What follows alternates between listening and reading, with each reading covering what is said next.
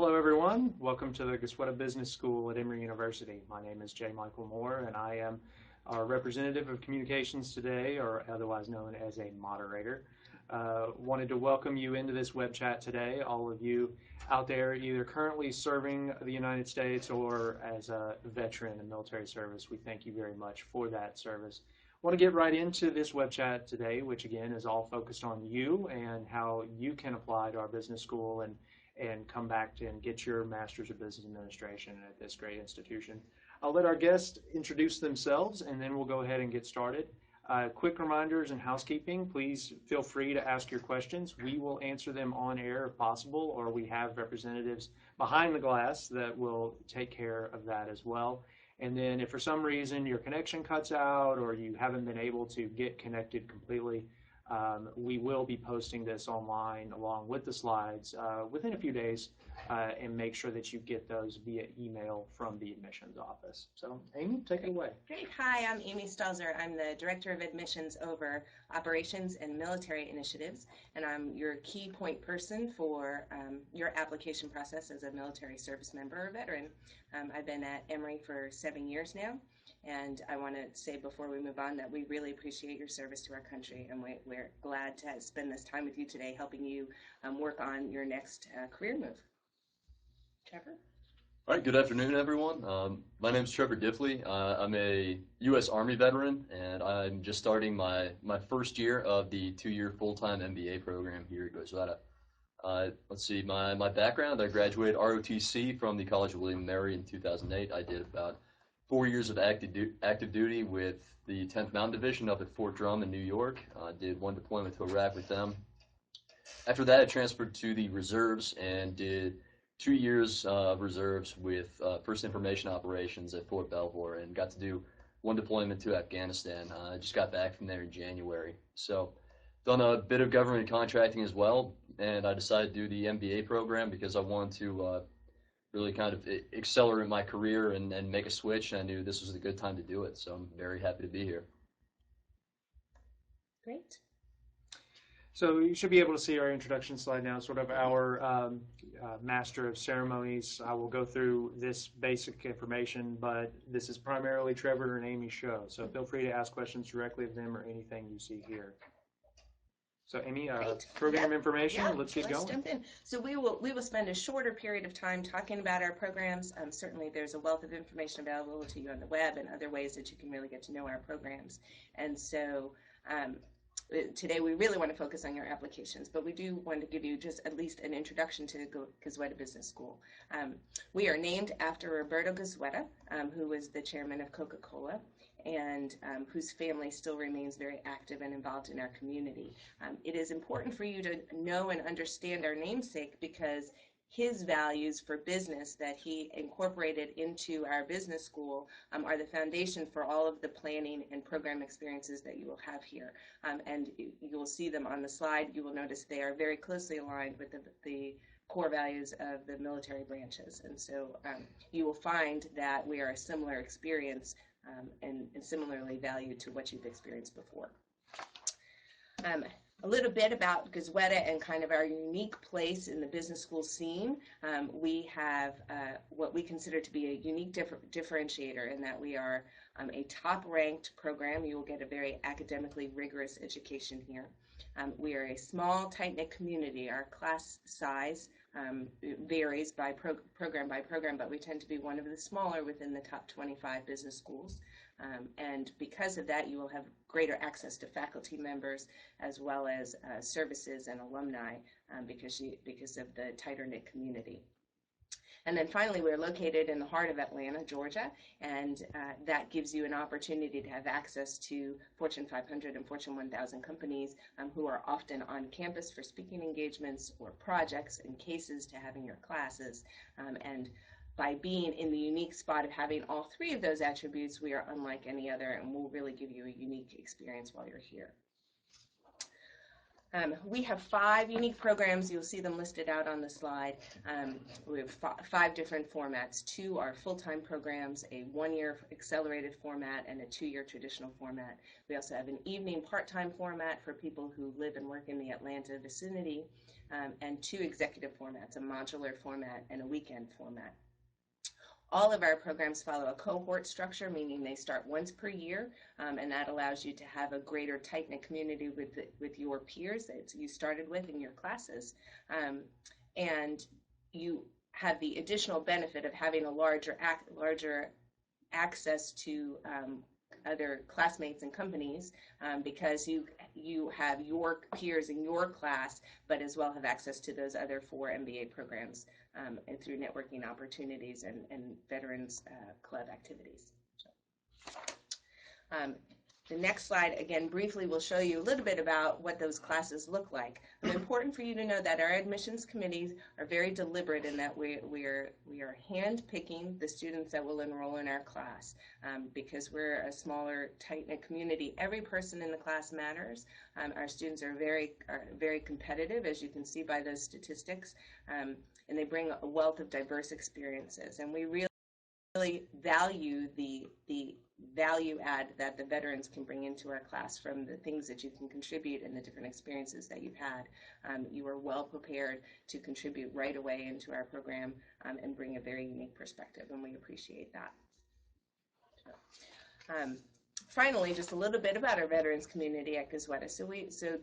This fall we have over 40 veterans enrolled across our 5 MBA programs, and we have a large alumni veteran base around the United States, with a good number here right in the Atlanta area. So there's some great networking opportunities for you with them right here. We have 2 veterans organizations on campus, one specific to the Goizueta veterans, the Goizueta Club, and just for business school students, and then we have an Emory-wide association where you get the opportunity to meet with veterans who are enrolled in other programs across Emory University. In this past, in 2013, Lieutenant General Ken Keene from the U.S. Army retired after 35 years of service and joined our staff as the Associate Dean for Leadership Programs. And while our veterans obviously learn a lot from his leadership experience, so do our general civilian students, which has been a great opportunity for them to learn some military leadership skills and after-action reviews and other kinds of activities like that. We took a trip down to Fort Benning, which was a great experience for our civilian students, and really let our military veterans stand out in the class as well. That was probably a good time as any then. Trevor, obviously it's probably good to have General Keene around to talk about some of his stories, but in general, what drew you to Goizueta, and what made your decision to come here? The initial thing that drew my attention was the 98% job placement. Was it within three months of graduation? That's far and away the best of any program in the country. So that kind of zeroed me in, and then really seeing that I knew I wanted an intimate environment, and there are certainly other intimate environments within the top 25 business schools, but none in an environment like Atlanta. Getting to visit Goizueta and seeing this small, real true community, and then having access to metropolitan Atlanta, the amazing restaurants, plus the job opportunities, is really what brought me in. So I guess now let's go ahead and start getting into the weeds, if you will, and start talking about the application process. Again, if you have any questions, feel free to ask them at any time, so we can best answer those and guide our discussion. So, Amy? Great. So we're going to go into all of these materials in great detail, and try to give you some tips and some ways to really make your story come through to the admissions committee. Right now you're looking at a list of all of the required materials. So whichever program you apply to would require all of these materials to be submitted by the program deadline. One of the advantages at Goizueta Business School is that you can apply to multiple programs on the same application. And so you can apply to up to 3 programs on one application. We ask that you rank them in your preference, but you will be considered for each program individually and can be admitted to more than one program. That's particularly great for students who are trying to decide between a 1-year and a 2-year full-time format, or between a full-time and a part-time experience, or maybe the two different versions of the executive program, that you can apply for multiple programs and be considered for each one of them. But no matter what you apply for, you're going to have to give us a bunch of collateral to support your application, and we're going to go through those more in depth. Starting with a resume, if you are somebody who is either active duty and remaining active duty while you'll be in the program, or you're transitioning out of the military and into business school and then the business corporate world, you will need to have a 1 to 2 page resume, business format, that's readily accessible on websites to try to understand how to organize your experiences into a 1 to 2 page business format. You really want to, on your resume, highlight your accomplishments rather than spending a lot of time talking about every single duty that you've had, but really spend time focusing on what you accomplished or what the achievements were in those particular areas. For your essays, we do have a set of required essays. They're listed on our website. A few tips about your essays in particular. The first is that you really want to make sure that you're answering the question that is asked. So often in the admissions committee, we will be reading a file, reviewing a file, and it's clear that there was an attempt to answer the question, but didn't quite get to what the question was that was asked, or perhaps it was an essay that was written for another school and retooled a bit for our application. You want to make sure that our question is the one that you've answered. The best way to manage that is write your answer, give it to somebody without telling them what the question was, and ask them and have them try to figure out what the question was that you were answering. If they can get the question right, then you have a perfect answer. You want to be specific in your essays. Give us some examples. Tell us a bit about yourself. The whole goal of the MBA application is to really share your experiences with the admissions committee and demonstrate how you will fit into our community and what an excellent future alumnus you'll be for us. And so you really want to share some stories and some experiences, whether they're work experiences or home and community experiences, but really try to be specific and tell a story in each answer. And then finally, you really want to make sure that you spell check. Goizueta is a unique last name. Spell check does not do a great job with it, and it's important that you spell it correctly, as well as you list our school name. Again, if you are retooling an essay, you want to make sure that you have eliminated any reference to any other business school. And another aspect of the application is your leadership and involvement, and this is clearly an area that our veterans applicants stand out in terms of the leadership opportunities that you've had at work. You may also have had college experiences of leadership or sports or different kinds of community involvements. You may be involved in a church or a nearby community organization. We want to know about that because we want to understand what kind of participating member you'll be in our community, and we're going to extrapolate from what you share with us.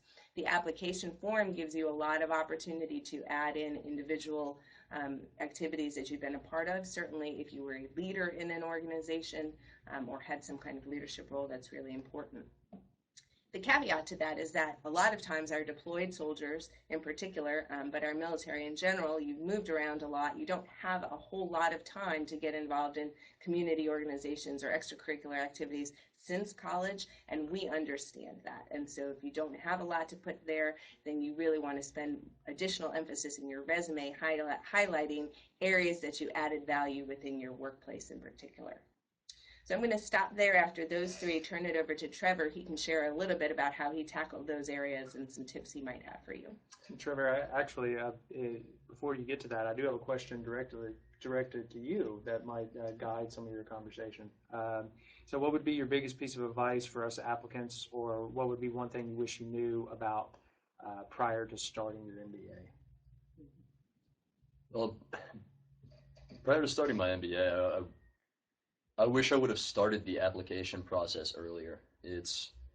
There's a lot involved, and trying to take the GMAT and worrying about the scoring of that and tackling the actual application process it makes it a lot more difficult than it needs to be.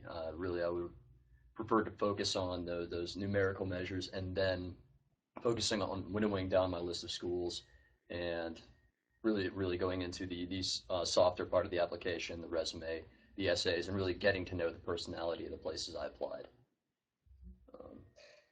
But that aside, on these 3 points, I'll begin with resume.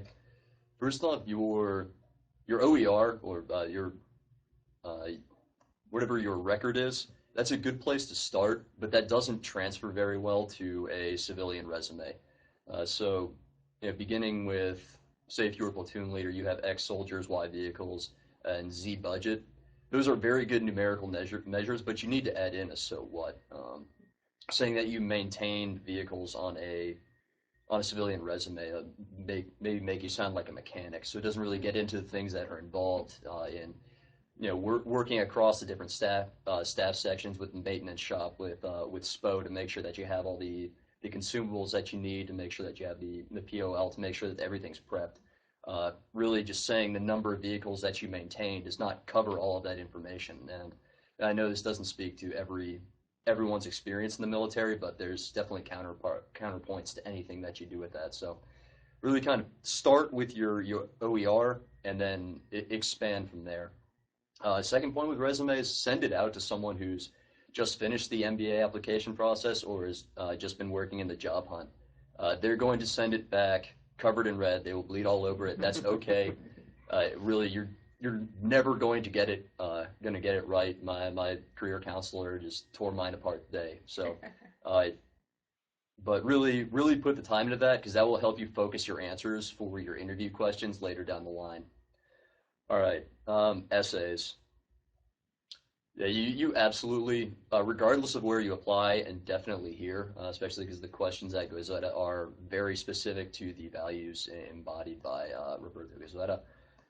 You need to be specific to that school. You need to show that you're motivated to come to this program, especially in an environment as intimate as this. I think the admissions committee really puts a lot of time into figuring out who's going to be a good fit here. So there's no code to crack. There's no right answer to any one of these questions. I think really my answers were, they both showed my experience, and then one of them was kind of a very off the wall, very personal story that I think gave them a sense of who I was. And I don't know where that fell in the factors to gain admission to this program, but it definitely didn't hurt. Spell check. Yeah, I'm sure you guys have figured that out at this point, but spell check. And then, leadership and involvement. There's some things that probably seem very self-evident to what you do in the military, especially in your leadership, but really kind of rack your brain and think back into it and see what you want to provide on that application. I mean, if you're a company commander running a family readiness group, kind of falls under your job description, but that's not an experience that someone who's coming from the iBanking world is going to have. They're not going to be deployed and then still have to worry about the family members of their soldiers back home. They're not going to have to worry about mentoring their soldiers on school products. They're not going to be bailing anyone out of jail on Sunday. And they're not going to be making sure that their wives' budgets or their partners' budgets are balanced back home, in addition to running 14, 15, 16-hour days. So be sure to find a way to include that in your application, because those are things that definitely set our community apart. Last of all, at any stage of this process, you absolutely have a partner at Goizueta. And if that's going through the Veterans Association, that's great. I mean, any of us are happy to personally respond to your queries. And also, if you have a question about the application, call Amy. She will answer all of your questions. Like I said, I did this application process from Afghanistan. If it wasn't for the communication with the admissions office, I would have been lost. Awesome. Thank you. Those are great tips. I want to kind of reiterate as well one of Trevor's points, which is this is not meant to be a mystery. There's no secret formula behind the admissions process. We do want to be as transparent as possible and help you present the best application that you can, and that's our goal here. We want to talk a little bit about the interview process. An interview is required for every student who is admitted to Goizueta. You can, for the evening and executive programs, it is required as part of the application process before the admissions deadline. For the full-time programs, it's a little bit different. So for full-time, we have an open interview period until November 14th, and you can interview at will with us without an application on file at any point up until November 14th. After that deadline, you would have to submit all of your application materials and wait for an interview invitation after your materials were submitted. If you are deployed or stationed abroad outside of the country, we will automatically grant you a Skype web interview, or if Skype is impossible, if you're on a ship or have some computer access constraints, then we can do by telephone as well. And that's true for any of our MBA programs. And so you just need to connect with me and we can get that set up for you. An interview for business school, and particularly for Goizueta, follows a standard interview format that you would experience in the business world. So you're in business dress, you're bringing a copy of your interview with you. You can expect the interview will last about 30 to 45 minutes. We have a set series of questions that we will ask of you, all related to your story. So your background, what you have been doing in your current role, the kinds of leadership experiences that you've had, and what you hope to achieve after the MBA is completed. It's very straightforward. My suggestion is that you take a stab at drafting your essays before you do the interview, because that helps you start to pull your story together, what you want to convey to the admissions committee. It also helps you identify some specific examples that would be helpful for you to use, like some of the examples that Trevor just mentioned. I will also add that many of our admissions committee have family and friends who are in the military, and so we are more familiar with military speak and military kinds of responsibilities than maybe some other schools might be, and we're very, very proud of that. We have a lot of experience interviewing military veterans, so you should feel comfortable and know that we understand your language, that we're hoping that you will try to translate some of it into business speak as a good tool towards your MBA, but we will be there with you and we will understand what you're telling us. The interview can seem perhaps a little bit intimidating, and it really shouldn't. I know it's easy to say that when I'm sitting on the other side of the table, but it really shouldn't. Our goal is to get to know you and your personal story, and what you would bring. It is meant to be fairly relational, and not meant to be intimidating in any way. And so hopefully you can feel comfortable coming in, knowing that we've interviewed lots of people, and that we're rooting for you through that interview process. One tip that I have about the interview, in particular for veterans, is that you want to be careful as we said with the resume, highlighting specific accomplishments and achievements. When you're interviewing, we have a short, finite period of time. You want to go in with thinking about what accomplishments and achievements you want to highlight. Be careful not to go down the path of going deployment by deployment. I did that. I had an interview with one candidate from the Navy, and we went that way, and it took almost the entire interview period to get through all of his deployments, and then we didn't have time to get through all of our questions. So make sure that you're picking and choosing what you really want to share. We can always double back at the end if there's something that you didn't hit that you really wanted to. And recommendation letters are required. We require 2. Some people submit 3, but we require 2. The application form is set up so that when you start your MBA application, after the basic bio demo data that you have to put in, the very next screen is recommendations, and you fill out the recommendation information and you hit a button on that application and it will shoot an email directly to your recommenders. And you can do that early and give your recommenders several weeks to get their recommendations submitted while you're gathering the rest of your materials and finishing that application. So you want to plan ahead to do that. We suggest that you have as a recommender your current and direct supervisor. That is the person who is in the best position to speak to your leadership and your management abilities, and what you contribute to the organization. If that is not possible for whatever reason, then a former supervisor is certainly appropriate as well. And as a differentiator, we are less concerned with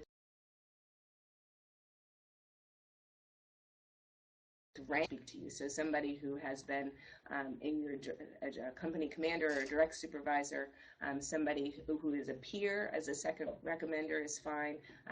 But you don't need to go very far up the chain to get somebody who sounds very impressive but who might not know you as well. And so I'll stop there, and if you have some tips to share. One question on recommendations. I think this is a good one coming in. Is that once I submit my application and provide the names of recommenders, do my recommenders have to submit their input by the application deadlines? Yes, so all materials are required by the application deadline, including those recommendation letters, which is why we have set up that application in such a way that you can start the application and go ahead and get those emails out to your recommenders and give them plenty of time while you're completing the rest of the process. Really, on the application, all you would have to fill out is your name and address and then their name and email address in order to allow them to get started on that process. In the form that the recommenders are filling out, I know in some cases when you ask recommendations, they want to know, hey, what is this? You know, what can I expect? Is that an open-ended question that they have to answer, or are there bullet points that they will check, sort of 1 to 10 on different areas? What can the recommender expect? That's a great question. So the format of the recommendation form is a little bit of both. So there is a grid where your recommender is assessing you on a variety of leadership and work characteristics or qualities. There are 3 or 4 specific questions asking your recommender to answer about your strengths and areas for improvement, how you handle conflict or disappointment, and then an open-ended section. If for some reason you feel like your recommender wouldn't have time to manage all of those, if they just wanted to fill out the grid and then attach a common letter to it where they have written a letter on your behalf rather than answering those open-ended questions, that's okay too. Great question. Great. Trevor, thoughts on the interview and recommendation process? Absolutely. The key to interviewing is practice. It's not so much to have rehearsed answers to your questions, because you will get caught unprepared sometime during the interview, but the more you practice, the less nervous you are, and you really want to show who you are. So if you're sweating bullets trying to go through pre-programmed answers, you're not going to come across well. However, if you really know how to tell your story, then you can actually have that conversation with the admissions rep, and that's really going to make it a much more fulfilling experience, both for you and for Goizueta. Otherwise, practice going through your interview questions with someone who is not in the military. My wife heard my resume dozens of times. It was sure awful for her, but it definitely helped me eliminate some of the jargon from my resume and helped me get my answers a little bit shorter, because it's a conversation, it's not a briefing, and it's really it's stressful, but it was still a pleasant process by the time I finished. And as for recommendations, many of your supervisors will not necessarily be used to getting recommendations or having to provide recommendations. I did a PowerPoint for them, just kind of highlighting some of my accomplishments over the 2 years that I've worked with a particular company commander, and I think that definitely gave him something to work with. And it's kind of embarrassing, because you don't want to come off just bragging about yourself, but you also don't want them to make that mistake of just going to your OER and copy and pasting that in, or even worse, asking you to do you write it, I'll sign it, because I mean they can tell it comes off as impersonal, and this is you're losing a big opportunity to shine a light on something about you that sets you apart that you might not see yourself. So give them the time and give them the material to write you an awesome letter of recommendation. Once again, yeah, I don't think anyone's really impressed with rank. If you worked with a battalion S3, M3, whatever it is, very closely, get a recommendation from them rather than the battalion commander. Once again, it's going to highlight you, and it's going to give a better sense of your personality than anything else.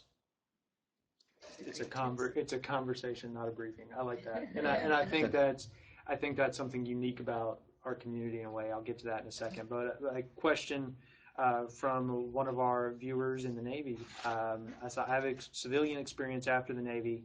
how much should I talk about current experiences versus Navy experiences in essays, interviews, etc.? That's a good question.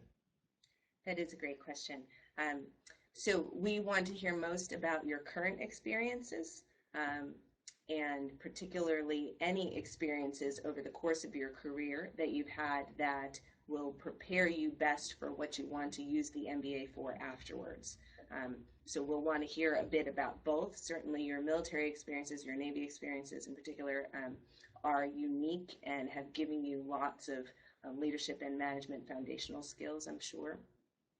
But what you're doing now, particularly if that's in corporate industry and you're wanting to work in corporate industry after your MBA, we want to hear a lot about that.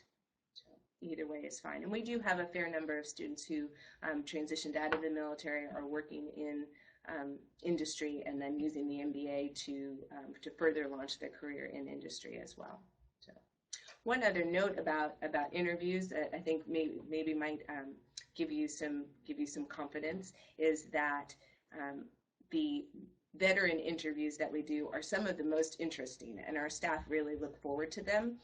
Accountants and investment bankers, while having interesting jobs, have very similar jobs to each other, and there's only so many interesting things that you can come up with to say about those.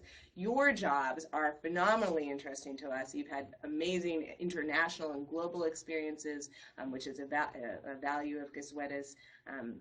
You have lots of management and leadership opportunities and unique stories to share. And so we really do enjoy those interviews. All of our staff really look forward to interviewing you. And so that's maybe will help you have a little bit more confidence going into the interview as well, that you will have some interesting things to share. I think that's a great segue. There's been a question sitting in my inbox here that I've been waiting for the right time to roll it out, if you will. But to your point, just about the interest of wanting to talk to people and learn their story, it says, what would you say makes Goizueta unique compared to other MBA programs? So I can give them the school level thing, the things that we create as a marketing department and a communications department. And I think it really comes down to the conversation, not a briefing. Because we are a intimate learning environment, and because we really value the diversity in the classroom of experience. You know, all these different people, they can come from different parts of the world or different backgrounds of life.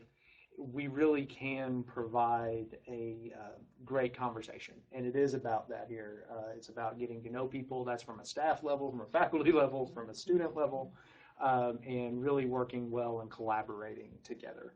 And I think that really sets us apart from other programs, at least that I have seen, and something that we really pride ourselves on. But I'd be interested to get first Trevor's thoughts on that, what makes us different, and then you, Annie. Sure. I'd say one thing that I kind of expected, but I really didn't realize the degree to which Goizueta creates this community. For example, when you come in, you're put in a study team, and that's really, you spend a lot of time with them, especially your first semester. But I came in without knowing any of these people, and my study team is an engineer from Calcutta, a chemical engineer from Caracas, Venezuela, an iBanker from Atlanta, and a healthcare consultant, and then there's me. So it's you end up in these groups that are complementary in very, very awesome ways. You get this amazing international perspective. There's also people from every side of the industry, and it's been a tremendous learning environment. And all of this is done on purpose. I mean, you don't end up in a group like that by happenstance. But even outside of that group, there's 179 people in my program. When I walk through the hallway, you're saying hi to everyone because you know everyone in your program. Likewise, the second year of the program, I think it's slightly smaller, but they have a very vested interest in helping you succeed, and they're a great resource as well. And then I think maybe 2 points that I might add about kind of differentiators for Goizueta.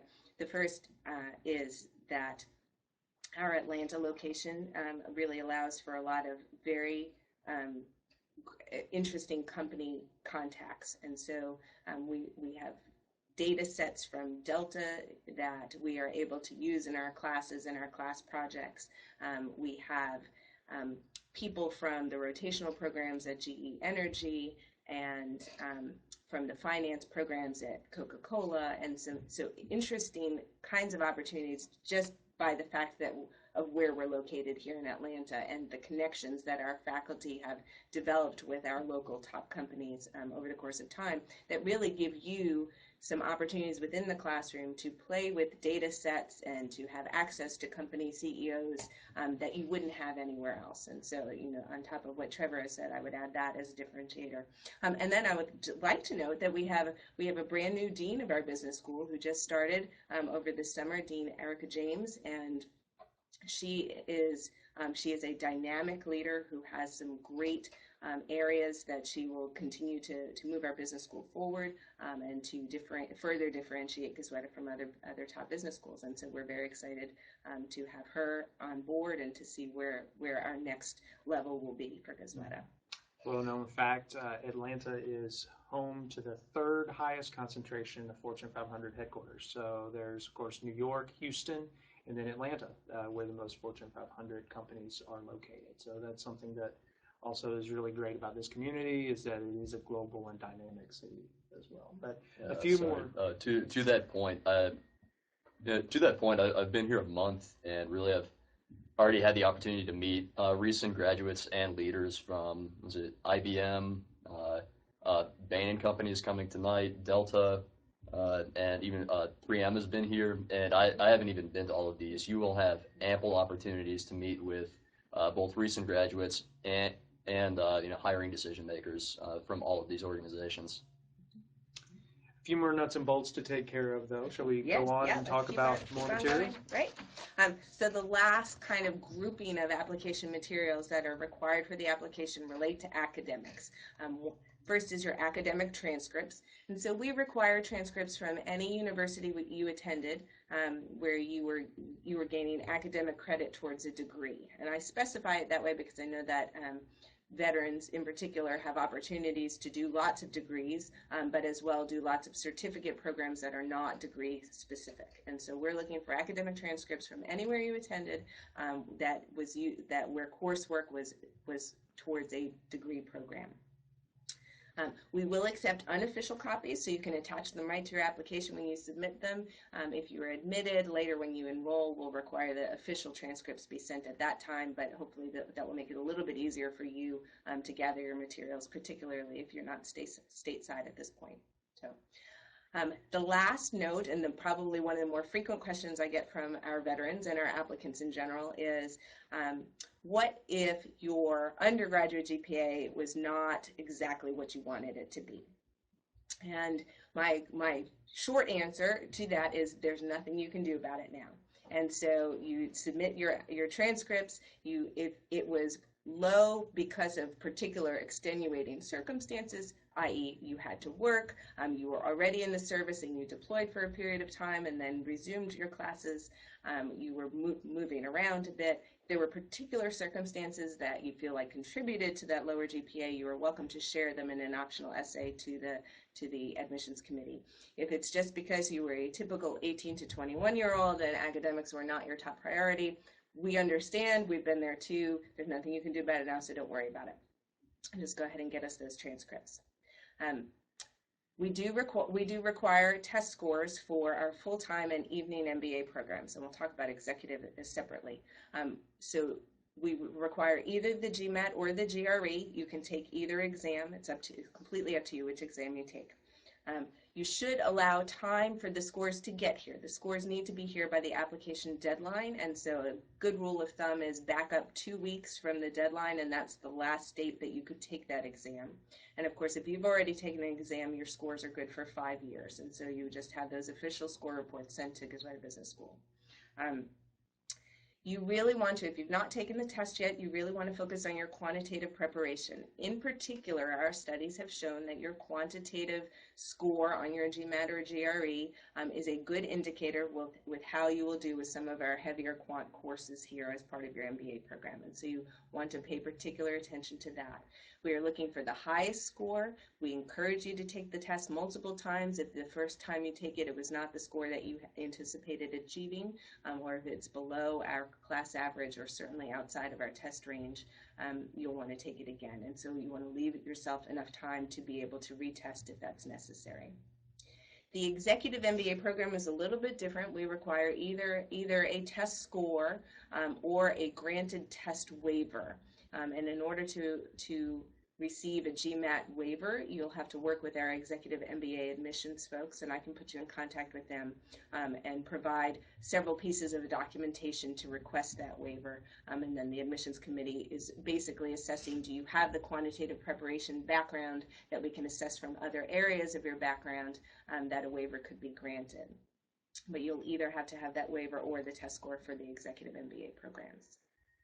So at this point, I'll stop and I'll turn it over to Trevor if you have any suggestions on test preparation or conquering a GMAT, doing well in your exams, how you kind of approached it, particularly if you're also an active duty member at the same time. That can be a little difficult.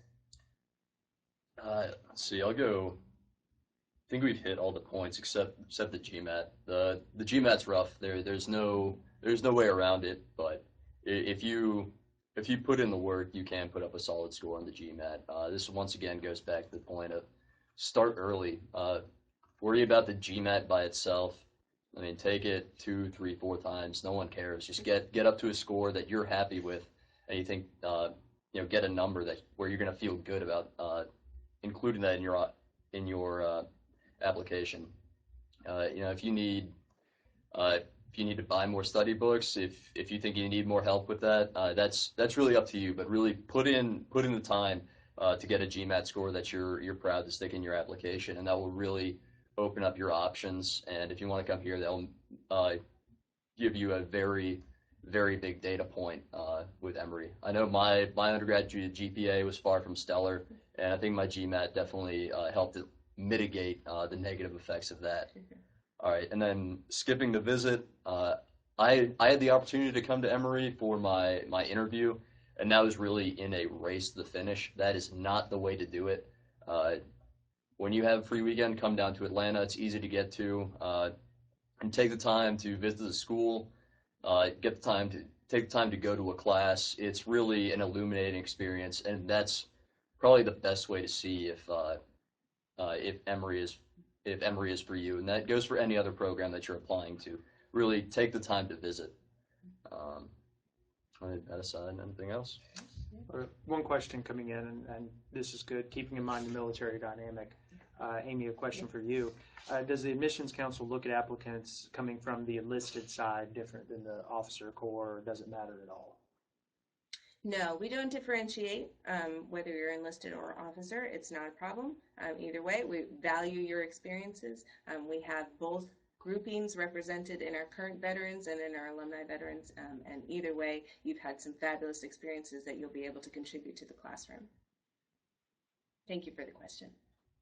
Top 5 veteran application pitfalls. Yeah, so that's an ominous sounding slide. I'm just gonna say that. So we'll put the positive spin on it. The positive spin is that we have learned a lot from having lots of veterans apply each year, and we're going to take some of the lessons learned and give them to you in advance so that you can avoid these pitfalls. I will go through them briefly. The first is overuse of military jargon, and we've talked about that at different points throughout this web chat.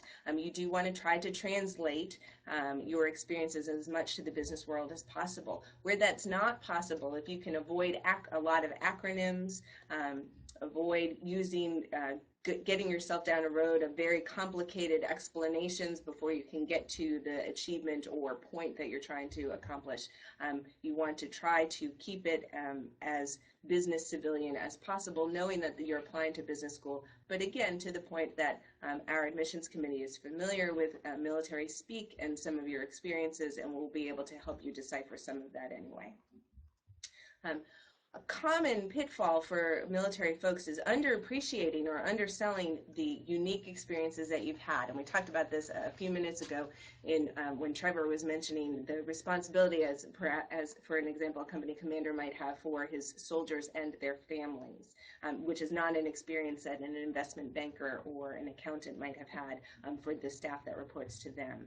You have some amazing leadership experiences. You have had responsibility for managing people, managing budgets, managing supplies and materials, decision making and strategy, dealing with ambiguity and having to come up with a course of action. All of those are values that are important in business school. They're important to business, and you have had them at a level that is unique for your peer set, meaning that if you take the equivalent person who has been out of their undergraduate experience for 4, 5, or 6 years, they have not progressed to that level in corporate of decision-making or responsibility that you have had as part of being in the military. So you have a wealth of knowledge that you can bring, and you need to figure out ways to share that with the admissions committee. We know that you have it. We'll do our best to pull it out of you, but you want to share that and be proud and feel confident that you have had those experiences, and they do translate really well to the business world, even if you're a little less familiar with how that translation works. The third area that veterans, particularly those who are transitioning straight from the military into the MBA program, sometimes struggle a little bit with is ambiguity over career goals. So we will ask you both in the interview and the essays about what you want to do after the MBA. The answer has to be more specific than I want to work in business.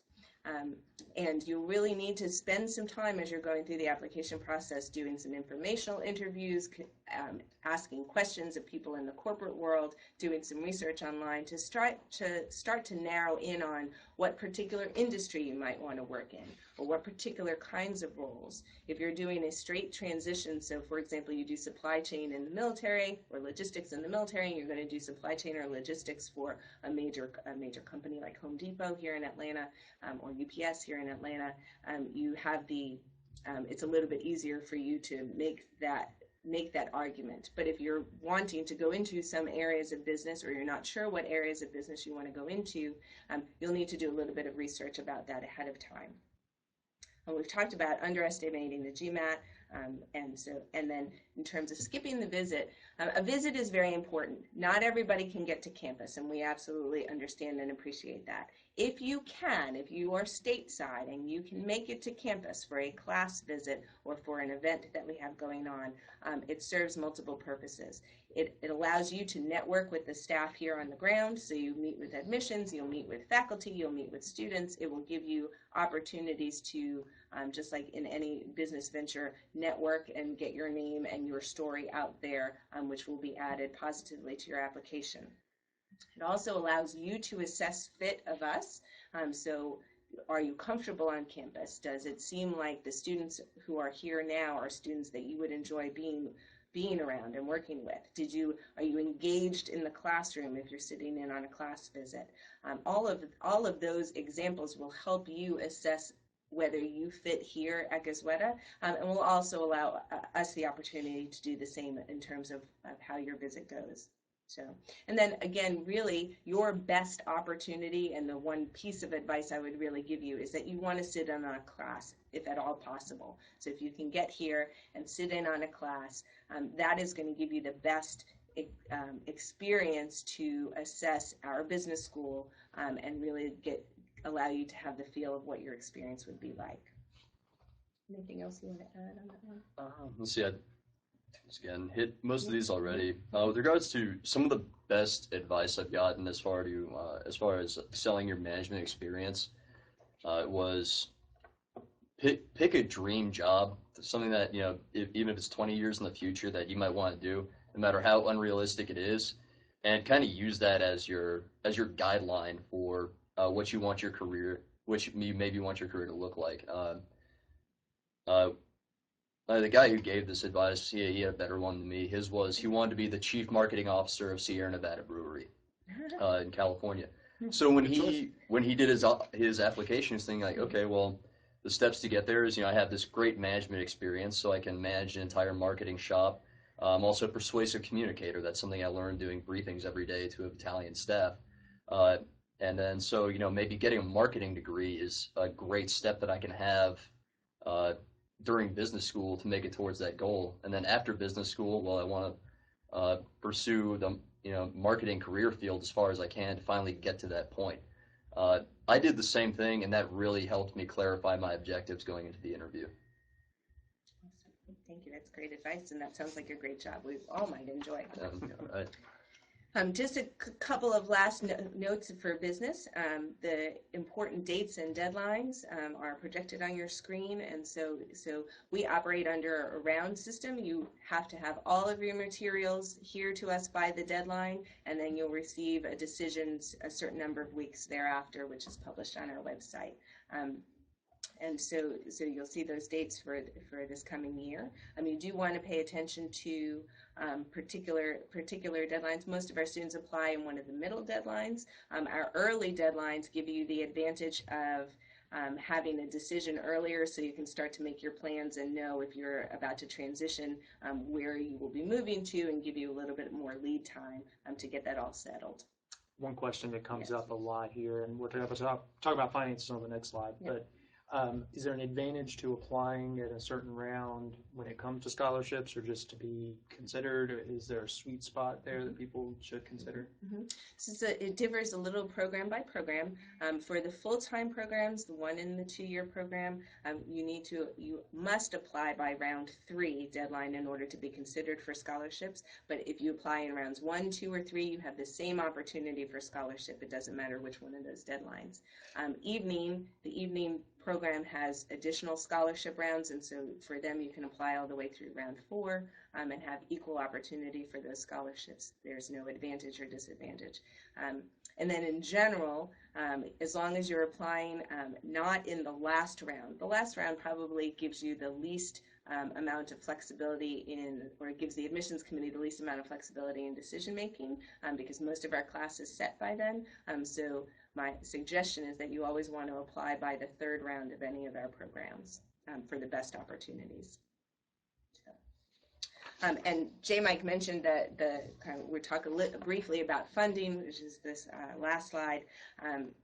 Just very briefly, we have a number of funding opportunities. I never quite realized that before I got into the business school realm, that there is a lot of money for you to attend business schools, and you shouldn't plan on funding it mostly yourself. There are merit scholarships and name scholarships, which are our prestigious level scholarships available in our full-time programs and in our evening programs. Our executive MBA has a military discount for students who don't qualify for the yellow ribbon. Whether you're active or veteran, if you don't qualify for yellow ribbon, then you will be automatically given a tuition discount because of your military service. And then we are active participants in the yellow ribbon program, as well as your GI Bill. To qualify for the Yellow Ribbon program, you need to be eligible for 100% of the post 9/11 GI Bill.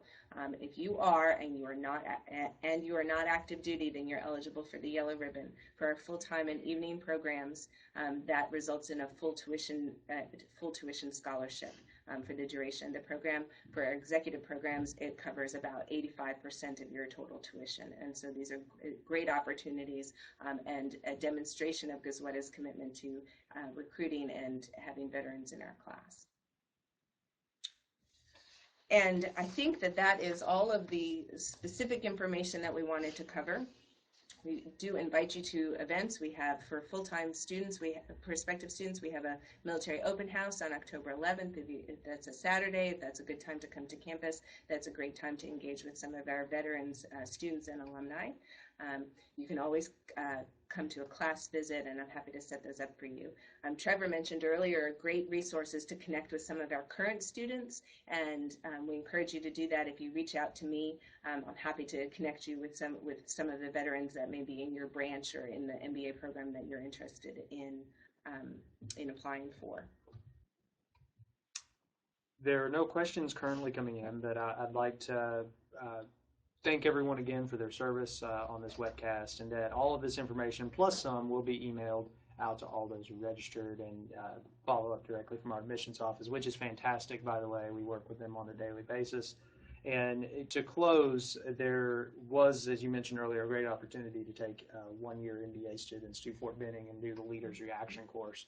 And it was really fascinating and good to see how that all came together with students from different backgrounds all over the world. And there were a few veterans in the 1-year program who were, quite honestly, dragging some people along, telling them like, look, this is the way we got to do it. But this is a great community. Atlanta is very welcoming of the military as well. Fort Benning is not too far away for those of you familiar with it, and there's a lot of other military bases in North Carolina, and this area of the country is just a hotbed for that. And having General Keene is a neat thing as well, and he really does do a very nice job leading the leadership program, not all completely from a military perspective, but taking a lot of that great work and things that you've learned in the service and applying it to people. So, Trevor, anything else you'd like to say to close on what you wish you knew or want to tell everyone who's sitting out there now where you were a little while ago? All right, everyone. The application process is stressful, so if you have questions, ask. Ask me, ask any of the current veterans, or, like I said before, you have a partner in the application process in the office. Talk to Amy. I would have had a really tough time without her. Thank you. Amy, anything else you'd like to add? No, I just encourage you to be in touch with us, connect with us in multiple ways. Start working on your applications, and we hope to be able to review those applications and meet you for an interview soon. Thank you so much for joining us today and for your service to our country. We really appreciate it.